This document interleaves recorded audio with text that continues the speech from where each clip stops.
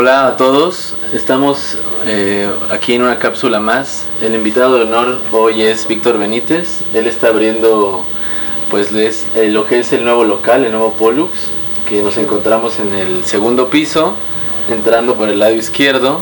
Y pues quiero que nos cuente, Víctor, ¿cómo ve primero que nada este nuevo Pollux? Bueno, pues muchas gracias por la invitación. Lo veo increíble. Afortunadamente me tocó conocer el primer espacio, y de ese espacio a este creo que han dado un salto gigantesco y los felicito mucho, que es decir que es una señal de que todo va muy bien y bueno, pues ojalá siga creciendo este proyecto. Antes que continuar con la presentación de Víctor, me gustaría comentar que Víctor nos conoció en el antiguo local, que era pues un espacio de casi 2 metros por 2 metros. Y bueno, ya que está aquí, pues agradecerle que haya aceptado la invitación, y ahora sí procedería a presentarlo. Víctor es fotógrafo, es de Jalapa, es de Veracruz. Es un fotógrafo joven, yo diría joven, bastante joven, destacado, con bastantes contactos, con bastante movimiento, y también podría decir que tiene un proyecto que inició, si no me equivoco, en el 2015. No, como 2017. Ok, un proyecto pues muy ambicioso que es, yo lo resumiría, digo, tú vas a explicarlo muchísimo mejor, en pues una cartografía mundial sobre todos los escritores habidos y por haber, de lengua española, inglesa, francesa, alemana, otomí, plasmado en fotografía, ¿no? Sí, bueno, esa era la razón por la que empecé este proyecto. O sea, yo me cuestionaba mucho quiénes eran los autores que estaban al otro lado del mundo, ¿no? O sea, como que me daba cuenta que había cosas que un algoritmo no puede resolver, y entonces cuando uno entra a Google y pones como autores contemporáneos rusos, generalmente lo que te va a aparecer es lo que en algún momento se entendió por contemporáneos rusos, y te van a aparecer clásicos, ¿no?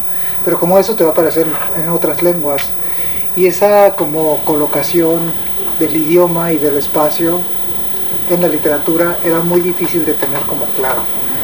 Entonces cuando empecé a retratar autores, primero en México, Elena Poniatowska justo me dijo, bueno, ¿qué vas a hacer con esto? Y me dijo, ¿no crees que deberías hacer algo? Y yo, bueno, pues sí, empecé a hacer un registro mucho más amplio, y ahí fue cuando tomé la decisión de irme a Europa a explorar qué pasaba en la literatura contemporánea en el territorio europeo, que fue como el primer paso, ¿no? Y fue ir descubriendo pues muchas cosas que yo no sabía que iba a encontrar en el camino, ¿no? Y quisiera que ese proyecto siguiera, más bien de repente se nos atravesó una pandemia y se detuvo un poco, pero hubo grandes avances. Entonces, ¿podrías decir que tu primera fotografía fue a Elena Poniatowska? No.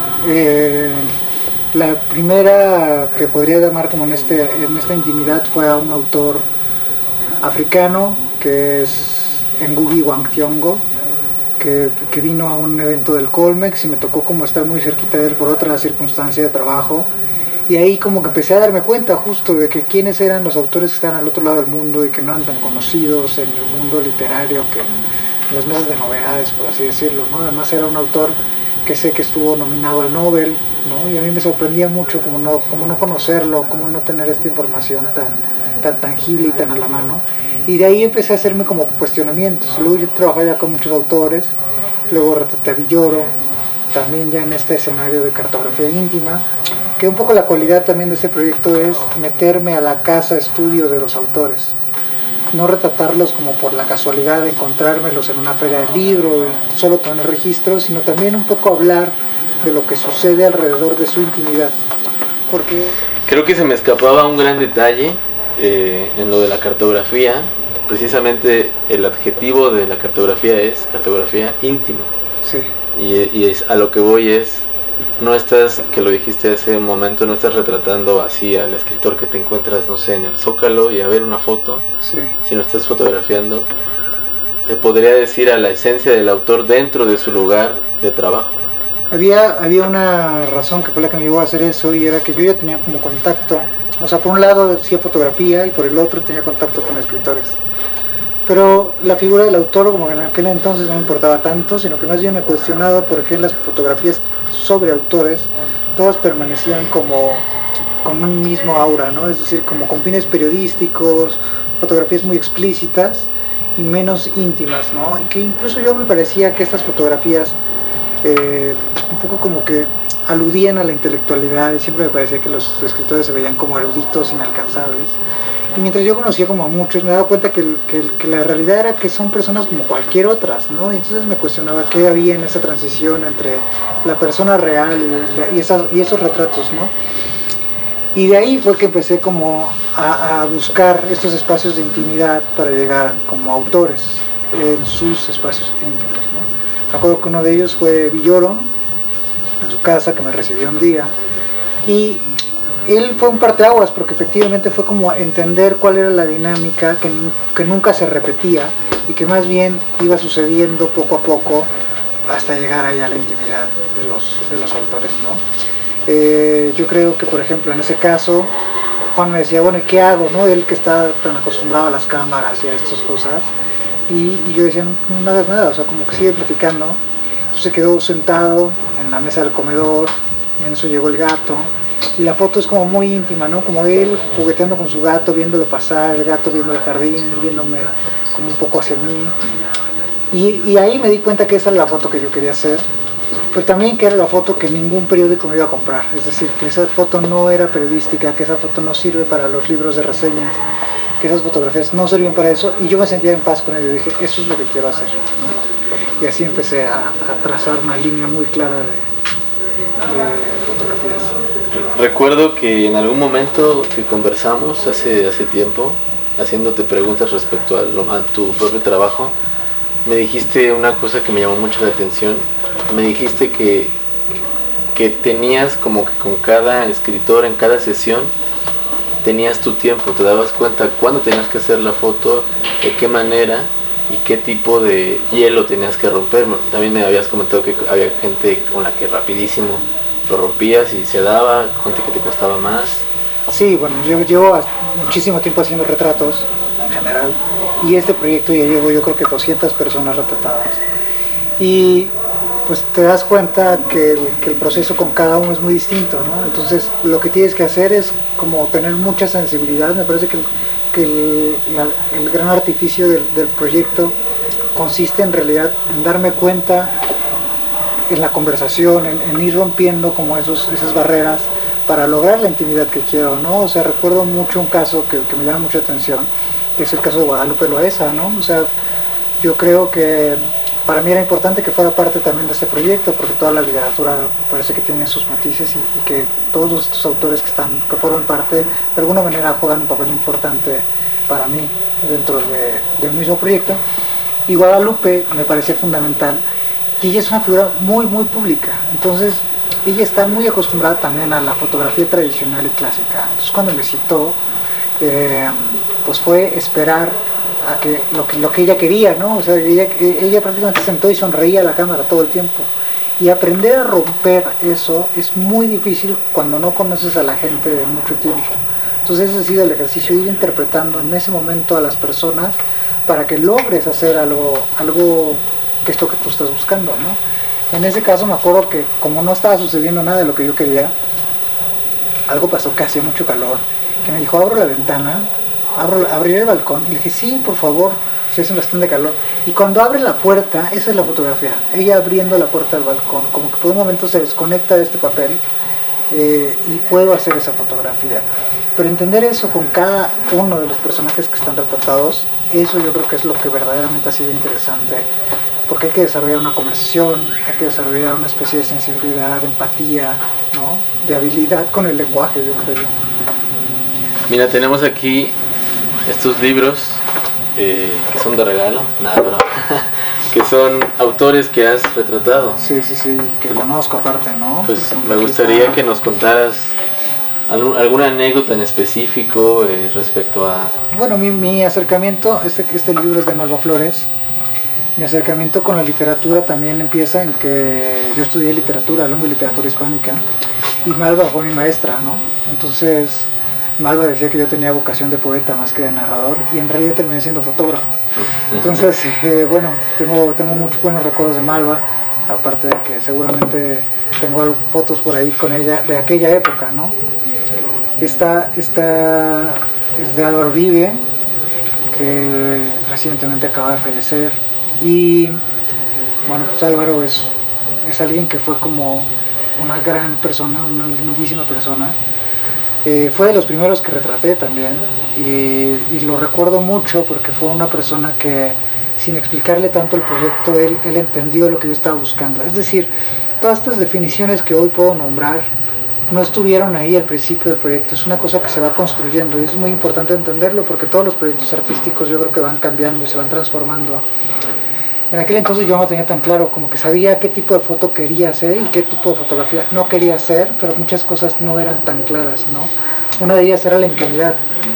A pesar de que yo sabía que era la intimidad, no podías decirle a alguien, oye, me quiero meter a tu recámara, o me quiero meter a esto, o no puedes hacer eso, o sea, es como muy invasivo. Sin embargo, eso se tiene que ir dando. Y recuerdo mucho que Álvaro entendió muy bien el proyecto y me enseñó su casa, y dos cosas recuerdo bellísimas de él, que desde que lo conocí me parecieron permanentes. Una era su sentido del humor, y la segunda, su amor por Teddy López Mil, su esposa. Y pues nada, o sea, recuerdo que todo el tiempo me decía que no gastara el rollo de la cámara en él, que mejor le tomara fotos a Teddy, porque Teddy es muy guapa, muy linda. Y ese sentido de humor y esa ternura fueron los que fueron haciendo las fotos que logré con ellos. Hay una foto que me gusta mucho, que forma parte de las exposiciones que tengo recientemente, que son él y Teddy leyendo, que son una pareja de escritores. Entonces está muy bella la foto porque son los dos compartiendo un espacio donde leen y habitan y conviven y se aman, que me gusta mucho. Es un gran recuerdo que tengo, el de Álvaro Uribe. Antonio Ortuño es un gran recuerdo también, porque a él me tocó retratarlo en Berlín, en esta beca que dan para escritores, que ahora la tiene Fernanda Melchor y que la ha tenido también Carmen Bullosa, me parece. Entonces coincidió que yo estaba por Berlín y que le escribí a Antonio. Entonces también como que fue muy amable, me recibió, escuchó el proyecto, le dio mucho gusto. Fue como muy histórico, ¿no? Que alguien pueda retratarlo hasta allá. Yo creo que hay pocas fotografías de esa época, en un momento donde también para el supongo conocía más escritores que fotógrafos. Pero fue muy divertido como la experiencia de recorrer Berlín y topármelo a él, ¿no? Elena Poniatowska, que ella también ha sido como, yo diría que madrina de este proyecto, no solo porque me recibió cuando este proyecto era muy joven, sino también porque me cuestionó, me preguntó y me invitó a reflexionar qué más quería hacer con este proyecto. Y bueno, escribió también el texto de mi primera exposición, parte del proyecto, e hizo unas declaraciones muy fuertes que yo siento que se excedió un poco, ¿no? Pero me hace una comparación ahí con Álvarez Bravo, que en realidad lo asumo con cariño, y es un gran compromiso y es un gran halago, aunque me queda bastante lejano el saco, ¿no?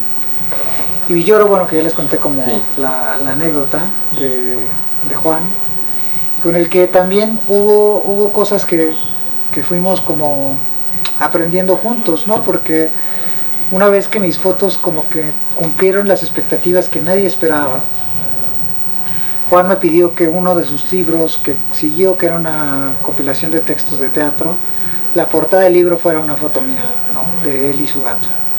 Entonces pues fueron para mí como procesos que fueron muy interesantes, porque pues yo nunca había ilustrado nada, ¿no? Entonces de repente hacer la portada de un libro de un autor como Juan fue bastante bueno, y desde entonces hemos hecho como otro tipo de colaboraciones. Mis fotografías han aparecido en varios textos suyos y así.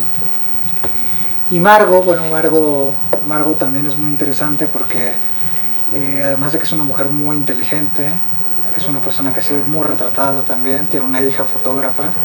Pues me gustó mucho como también la exploración de retratarla y ir descubriendo en esta intimidad cosas que te das cuenta que es un diálogo, que no son cosas que solamente me alimentan a mí, sino que se van aprendiendo en conjunto, ¿no? Recuerdo, por ejemplo, que la sesión con Margo llegó un momento donde yo le preguntaba qué era una cosa que tenía ahí junto, que eran como unas estuches de máquinas de escribir. Entonces le pregunté si las podía sacar, y al sacarla, ella me acuerdo que tuvo como una especie de flashback. Empezó así a decirme que, o sea, empezó a recordar como una época en la que ella escribía en esas máquinas, empezó a tener lucidez sobre esos diálogos en los que tenía una hija pequeña, y la señora que le ayudaba a limpiar el estudio le decía, ay señora, usted escribiendo y escribiendo y yo aquí limpiando. Y luego a su hija pequeña diciéndole, mamá, ¿quieres más a la Olivetti que a mí? Entonces, cuando compartió eso me pareció demasiado íntimo, ¿no? Y me parece que eso solo se fue dando a partir de esa circunstancia, de ese momento. O sea, sí, creo que preguntarle por las cosas no hubiera salido como salió por ese hecho natural. Claro. Y como eso es lo que ha ido saliendo en todo este proyecto. Anécdotas tengo muchísimas. Hay que tener cierto desparpajo, ¿no? Para ser artista, ¿no? Yo creo. Sí, o sea, hay que tener mucho, no sé, hay que tener muchas cosas, ¿no?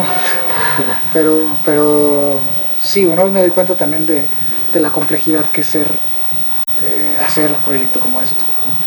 Y bueno, ya antes de cambiar un poco el tema, pues nos gustaría también que nos platicaras dónde está tu exposición. Bueno, recientemente la exposición que tengo ahorita está en el puerto de Veracruz, en la fototeca del puerto de Veracruz. Pero ha sido una exposición itinerante, es decir, esa misma exposición ha estado en otros recintos, ha estado en el Fondo de Cultura Económica, ha estado en el Seminario de Cultura Mexicana, en la Galería 526, ahí en Polanco, ha estado en la Universidad de Nuevo León. Ahora sale un DOMI para que se pueda distribuir justo el catálogo de la exposición con la revista de la Palabra del Hombre de la Universidad Veracruzana. Entonces ha habido como una gran difusión por parte de muchos lugares, muchas instituciones y mucha gente para hacer posible que este proyecto como que siga diversificando, ¿no? Y que además es un proyecto que ha ido creciendo y transformándose, ¿no? Y que tiene que seguir, ¿no? Autores que, no sé, en España, en Francia. Un poco lo que platicaba aquí con Vander era que el proyecto tuvo que meterse un freno por términos de la pandemia, pero también fue una gran oportunidad para detenernos y replantear qué estaba sucediendo. Yo creo que, por ejemplo, hoy en día la figura del autor está tomando demasiado peso en términos como del mercado y en términos sociales. Entonces yo creo que hay mucha gente que tiene mucha necesidad de decir que es autor. Por supuesto no lo digo por todos, ¿no? Y mucho menos por la gente que he retratado. Pero creo que actualmente sí hay mucha gente que tiene acceso a las publicaciones y que siento que no están tan preocupados por el contenido literario.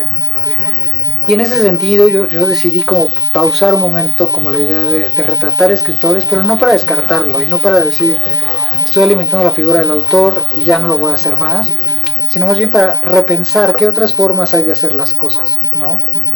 Creo que es muy importante eso, no descartar un proyecto como tal solo porque tiene estas debilidades, sino más bien pensarlas desde otro ángulo. Y entonces lo que sucedió es que empecé a ver autores de otros, de no centralizados, por ejemplo.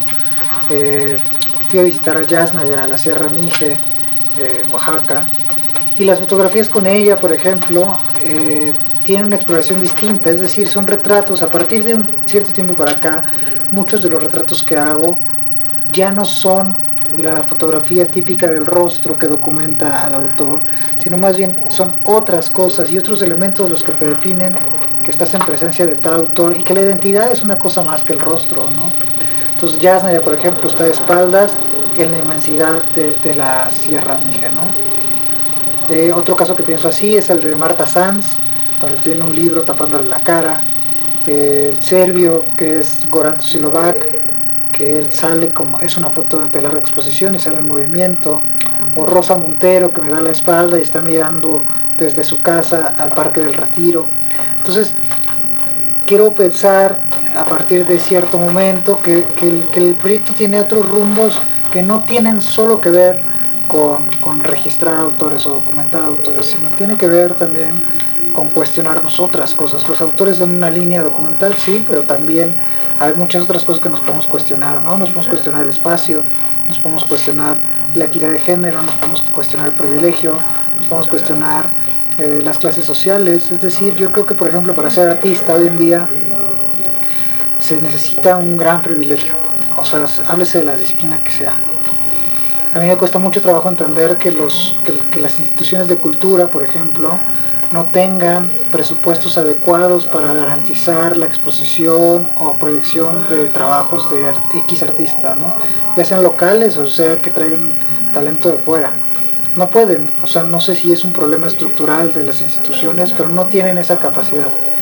Y entonces cuando un artista tiene que cubrir sus propios gastos de ese tamaño, en una economía cultural casi inexistente, es muy difícil. No es que esté mal y que el Estado tenga que mantener a los artistas, pero sí creo que no existe por ahora una plataforma en la que haya una equidad. Por lo tanto, los que pueden hacerlo son las personas que tienen verdaderamente un acceso a privilegio.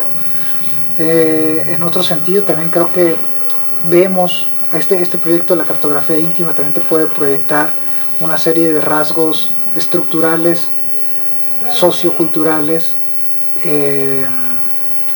desde familias, ¿no? O sea, quiénes son los hijos de quién, muchas veces son intelectuales, hijos de intelectuales los que pueden tener acceso a las publicaciones, ¿no? Entonces también esos cuestionamientos son cosas que van surgiendo a lo largo del proyecto, porque yo creo que los autores más jóvenes, sobre todo, son muchas veces los que tienen menos posibilidades de tener grandes bibliotecas, acceso a libros nuevos, porque el mundo editorial cada vez es más caro. Entonces, bueno, ese tipo de cosas, cuando ya lo ves en una proyección fotográfica, te puedes dar cuenta de cómo han cambiado las generaciones de los escritores y los intelectuales.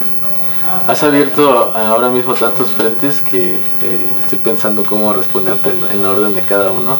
Pero lo primero que sí estoy de acuerdo es que, claro, ¿no?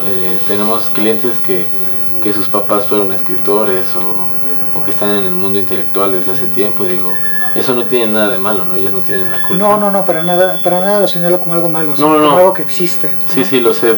Sin embargo, sí es verdad que no es lo mismo que esa clase de persona publique un libro a que, no sé, a que un profesor rural escribiendo poesía zapoteca publica un libro, ¿no? Claro, que en realidad no es absolutamente la misma oportunidad. Exactamente, creo que la visión a la que la quiero llevar es esa, ¿no? O sea, por ejemplo, al retratar a Yasnaya en la Sierra Mije, también fue darme cuenta de un gran discurso que ella misma sostiene y que es congruente, desde escribir desde la Sierra Mije, de las complejidades que tiene hacer eso, y de respetar la lengua y de mantenerla. Sí, no abandonar la sierra a la primera que publicas tu libro, me voy a vivir a, no sé, a la Colina del Valle, ¿no? Por decir cualquier lugar. O sea, creo que, por ejemplo, ella dijo algo que para mí es muy importante, porque he adjudicado ese mismo discurso a mi propia obra, que es: elegir interlocutor es un acto político. Es decir, tú al publicar en Mije, puede que pocas personas lo puedan entender o traducir, pero esa es tu posesión. Es una resistencia. Es una resistencia. Y creo que lo mismo pasa un poco con el retrato, o sea, con el retrato tradicional, que es un poco lo que hago, y en blanco y negro, ¿no? O sea, como muchas veces por el tema del mercado, las editoriales me han pedido fotografías a color o proyecciones especiales que he hecho para Presidencia de México, para el Fondo de Cultura, que de repente alguien tiene la necesidad de decir: oye, ¿me las puedes pasar a color? Es como, no, o sea, este es mi lenguaje, ¿no? Esta es mi forma de hacer las cosas, que eso es lo que hay. Sí, es como si le pidieran, no sé, a un escultor, a Richard Serra, haz tu obra en mármol cuando trabaja con metal, ¿no? Por ejemplo. Trabajo con metal, no lo voy a hacer en mármol. Pero son pequeñas resistencias que yo diría que son necesarias para sostener nuestros propios discursos, ¿no? En el caso de Yasnaya, que me parece muy congruente, es que desde la sierra, desde la comunidad indígena, está en la resistencia de pie todo el tiempo, y es congruente. Y a eso voy, porque creo que ella es la excepción a la regla. Hay una visibilidad hoy en día, claro, al movimiento indígena, y entonces ella también cuestiona si ella está siendo representada por los medios o por las editoriales por el simple hecho de cubrir una cuota indígena, o porque verdaderamente les importan sus ideas. Entonces todo ese tipo de cuestionamientos nos tenemos que seguir haciendo al día de hoy, ¿no? Yo creo que ser artista hoy en día, ser fotógrafo de un proyecto como esto, me ayuda a percibir este gran universo de las letras y del mundo editorial y de todo lo que sucede alrededor. También los lectores y los editores forman parte de este proyecto, ¿no? Eso es precisamente lo que hemos intentado en la librería. Digo, las librerías también. Sí, digo, tú te has dado cuenta que las librerías, pues las que tienen más poder adquisitivo, las que tienen más presencia, venden pues lo que yo llamo hay un término que salió para la música, que luego lo utilizó también Andy Warhol, que es su obra esta de la lata, si te acuerdas, sí, llegaste a ver el cuadro, que son libros así en lata, ya prefabricados, ya hechos, y en la librería hemos querido mantener una resistencia, un programa de, pues digamos, de lecturas que sean buenas, que sean accesibles, precisamente también lo que comentabas antes, el precio, ¿no? Sí, todas son de novedades y cuesta 500 pesos todo, 600 Exacto. pesos, me parece ya que es impagable. O sea, no se puede hablar de democratización de la lectura con precios de ese tipo, y creo que este tipo de espacios pues son muy necesarios para poder tener accesibilidad a los libros, ¿no? Exactamente. Y bueno, respecto a la librería, a donde se encuentra, nos gustaría que nos contaras tu relación que tienes como fotógrafo con el centro histórico. Bueno, yo me encantaría como contar que cuando alguien vive en lo que en la capital le llaman la provincia, en un estado como Veracruz, todo es muy distinto, son universos muy distintos. Para mí incluso las librerías tienen una obra más similar a esta que a las grandes representaciones de Gandhi, Porrúa, etcétera, ¿no? Péndulo. O sea, eran librerías que yo no conocía, que no tenía idea cómo eran, ¿no? Cuando yo salgo de Jalapa para venir camino a la Ciudad de México y empezar como esta exploración del mundo cultural, yo creo que una de las zonas que más me acoge es el centro histórico, ¿no? Creo que es el punto de referencia de cualquier ciudad, el centro histórico.